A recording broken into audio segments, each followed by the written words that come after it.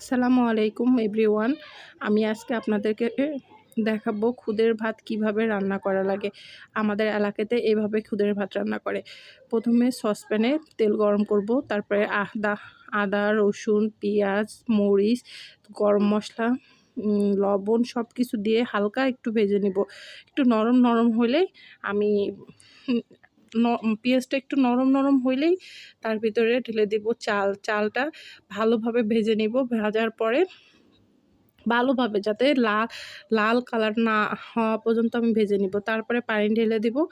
পানি ঢেলে দিয়ে তারপরে আমি ভাতটা হয়ে গেলে তখন আমরা বিভিন্ন রকমের ভর্তা দিয়ে সবাই মিলে সার্ভ করব এবং জিনিসটা খাবো। খেতে অনেক মজা। আপনারা ট্রাই করে দেখতে পারেন। কার এলাকায় কিভাবে রান্না করে অবশ্যই কমেন্টের মাধ্যমে জানায়েন প্লিজ।